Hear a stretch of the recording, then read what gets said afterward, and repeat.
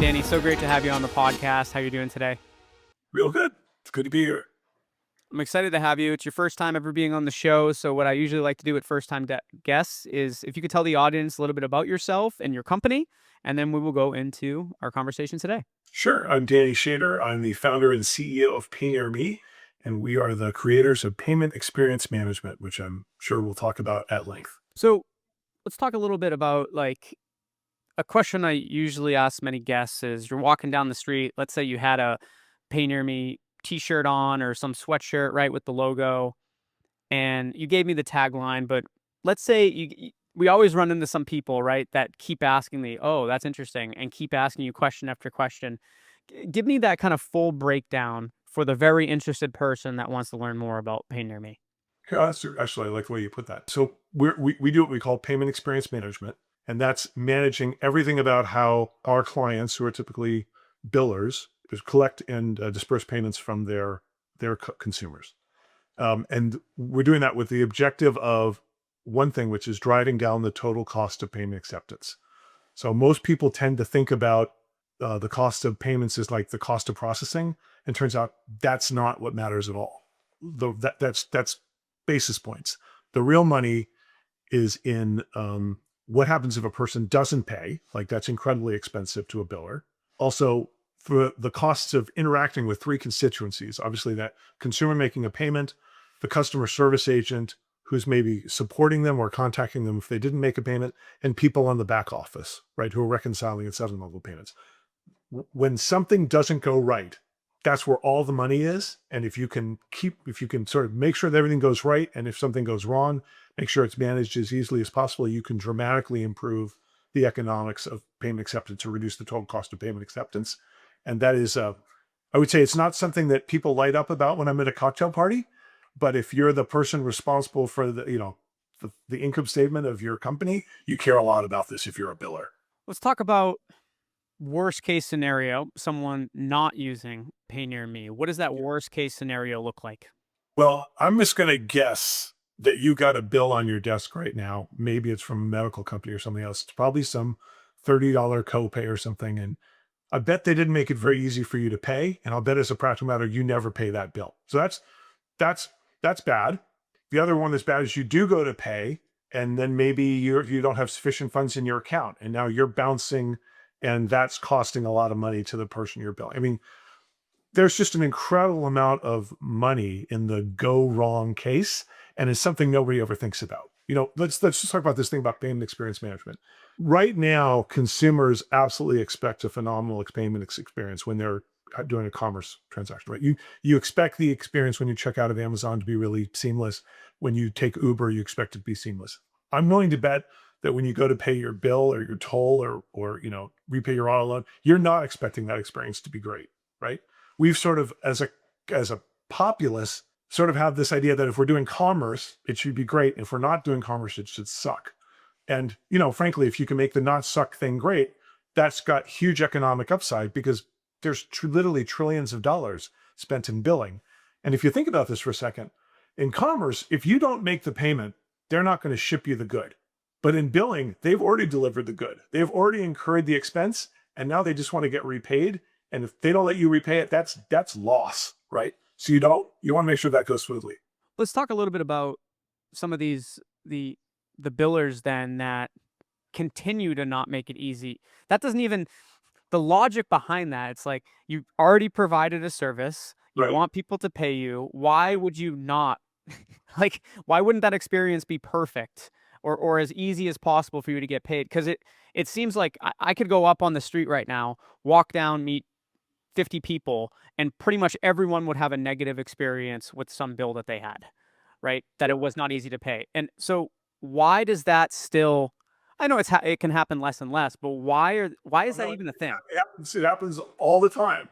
Well, if you think about it, for a biller to be paid, like you're an auto lender or something, you're terrified of anything breaking that system, right? So it's you perceive it as you've got this thing that's working as crappy as it is, and it takes courage to want to improve it. That's not going to be the first thing you're thinking about, and probably inside your organization, the person who's responsible for marketing or brand, who recognizes, by the way, that billing experience is probably the primary interaction that that biller is having with their client, that person is separated from somebody over here in treasury who's responsible for the system, and that person's afraid of anything going wrong. However, when once somebody else in that category, some competitor that delivers a great experience, and then an executive sees that and goes, well, why aren't we doing that? Then everything changes. Right. By the way, we have a great client in Santander, which is a big auto lender. And John Smith, who's the CTO there, has a line which I love. He says, I have a word for CIOs who don't innovate. I call them unemployed.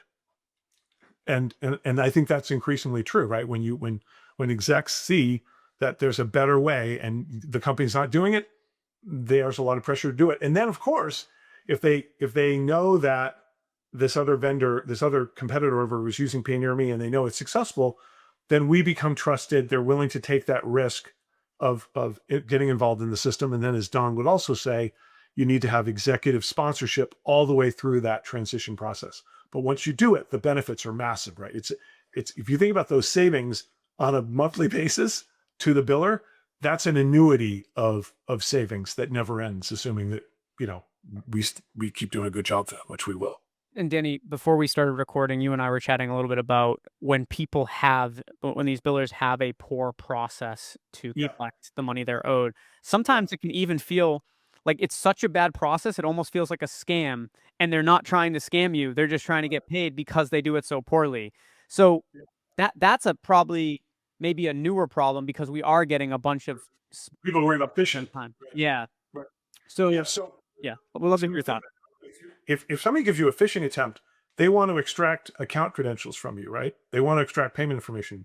We sent you a PayNearMe SmartLink QR code. If you take a moment to scan that, I don't know if you can do that now, but if you can do that, tell me what you notice when you scan that. It gives me it goes directly to a site. It doesn't go to some other random link for what I'm not expecting to pay for. It tells me my account details, my payment due date, my amount due, my amount past due, any late charges, the total amount. I And can set up my app vault. didn't you do? What didn't you give anybody? There's no information. I didn't have to give them any information, like you and any information for this. Right. So you know that's not a scam. They know about you. You're not giving them the information. And the reason that's the case is because our system has already in the background extracted all the information we need to know about you before we send you that QR code. As opposed to these links you get on a bill where there's a QR code and it's scanned and it says, now give me all your information, right? I mean, first of all, that's incredibly inconvenient and people aren't going to pay, right? I mean, that's not easy. And secondly, it creates this opportunity for phishing. What you just saw there ensures somebody's going to pay and you know you're not being phished.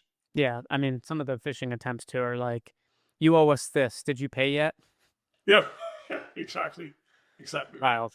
Um, yeah, And by the way, because that was simple, if I can say on that, because that's so simple, the other thing you're not going to do is you're not going to pick up the phone and call them, right? The number of times people are calling for login help or for authentication purposes or for some of these things, think about what that costs. You know, a customer service cost call is more than $10 an instant, sometimes $20. That's super expensive. not related, but like a big problem I used to have. I don't know if they're still doing it. Seems like they're doing it less, but years ago when I wanted to sign up for an American Express card, it would not be like an immediate thing when I would request the account. I would get a number from like someone overseas that was like English was not their first language. And it just I'm just kind of going back to what we said before. People are looking out for like the phishing attempts and the scams so much more than ever before. Right. So this is even more important than it was even years ago. It was still important years ago what you're doing. I would like to talk a little bit, kind of continuing on that though, like why end-to-end payments, like that journey, is now in focus for many billers. Uh, because people, honestly, it's just the economics off the income statement, right? You want to be the entity wants to be as profitable as they can be. Typically, they're thinking about the cost of goods sold, but what they're not thinking about is the cost of customer service, right? And a huge amount of customer service expense for a biller is in the payment experience, right? And so the reason why we created this notion of payment experience management is we recognize it's a black hole for dollars, right? And if we can make that experience better, we can and reduce the total cost of payment acceptance and ensure that people get paid. That's a huge win for our clients, and obviously it's really good for our business. And it turns out, just to go back to that link you sent, the reason that it's incredibly hard to make a process that simple, right? For you to have seen what you just saw there, we had to be implemented in the background such that we were extracting information out of the system of record, normalizing it, processing it, and presenting it in a way that you could then go pay it with any form of tender, right? You could pay it with your cards, you could pay it with your ACH, Apple Pay, Google Pay, Venmo, Cash App, even cash with our proprietary walk-up network where you could just scan a barcode in a register. Making all of that happen for thousands of billers, no two of whom have the same back end, is an incredibly hard thing to do. And it's what we spent the last 17 years creating. How can businesses lower the total cost of acceptance by eliminating like something like exceptions? Well, think about. Well, let's start with the basic one. The obvious one is that the person doesn't pay because you make it hard, like the bill that's sitting on your desk you don't touch. For a service that's already been provided, that's clearly expensive. Okay, that's obvious. The second thing is if you are motivated to pay and you're willing to pay and you have money, but maybe your money's sitting in Venmo this month and that vendor doesn't accept Venmo, you're not paying the bill, right? So you've got to present people with every form of tender. Then you've got to do it in a way that's super simple so that they don't have to know their login credentials, which they probably aren't thinking about or have on hand when they pick a bill. You got to do that. That's all just at the consumer level. Now, when the customer service agent might be interacting with you, how do you make it really simple for them? When you're on the phone and they send you a link in real time for you to complete the payment, and you know it's real because they're on the interaction with you. Or now all this stuff is coming back in, the money's coming in, the files are being presented, and you want to make the back office as efficient as possible. How do you make that reconciliation and settlement as simple as possible? How do you make chargebacks as simple as possible? There's just there's a shooting gallery of opportunity to improve the processes if you understand what goes wrong and then use technology to solve it. And, by the way, no different than anybody innovating in any other category, right? Deeply understand the problem and use technology to solve it.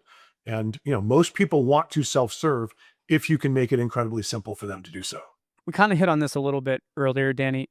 Just not like the exact terminology, but along the lines of this.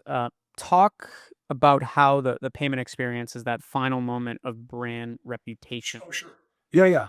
So to think of something like maybe your auto loan, okay, you probably never interacted with the auto lender. You probably interacted with the dealer who sold you the vehicle. Your only interaction with them is your billing experience. And by the way, let's be clear, while many people set up their loans on auto payment, they're actually the minority, right? Most Americans are making that billing payment every month, which means their interaction with that lender, their sense of the brand is that recurring bill experience every month. And God forbid they have to call up and they have a terrible experience with customer service on top of it, right? So if you can make that easy for them and have that experience actually be delightful, like the classic Uber example, that accrues to the benefit of the brand that cared enough about you to deliver a great payment experience to you. You had me during the demonstration scan a QR code. Mhm. Why a QR code? Oh, by the way, that QR code is just a token. We could have given you a mag stripe. We could have given you a link on your phone. We could have sent you an email. Sticking with that, like, okay, so what you kind of just gave us a few different types. What do you Right. see as the most common Oh, that people to pay? we see when people are interacting with customer service agents, we see text being common, right? Because they can trust that they're on the phone with them. But literally, you're on the phone with the agent, and you're expressing a willingness to pay. Great, let's do that right now, and you get the link and you make the payment, and then maybe we automatically set you up on auto pay or whatever if you're the right client for that. That's really common. But if you're doing print and mail, then you want it to be in a QR code, right? So it's just what you want to have is the right modality in the right circumstance for the client, right? You want to make sure. I mean, if you think about it, you've got all these universe of people out there who are interacting with the biller in all these different ways and who have all these different ways they could pay. You want to make sure you're giving them the easiest way to pay with the right form of tender where they have the funds at the moment that they want to make the payment. I love it. Last question for you, Danny. What's next for PayNearMe? Frankly, more and more of the same. I'm fond of saying that payments is fractal. The more you understand it, the more you realize there's more you can do. And, there's any place there's an expense or any place there's a missed payment in any of our billers businesses, we want to solve that. And you're going to see us do a lot of innovative things, obviously leveraging AI in a big way to improve those processes for our billers. I love it. Danny, thanks so much for joining me here today. Oh, I really appreciate it. It was really fun.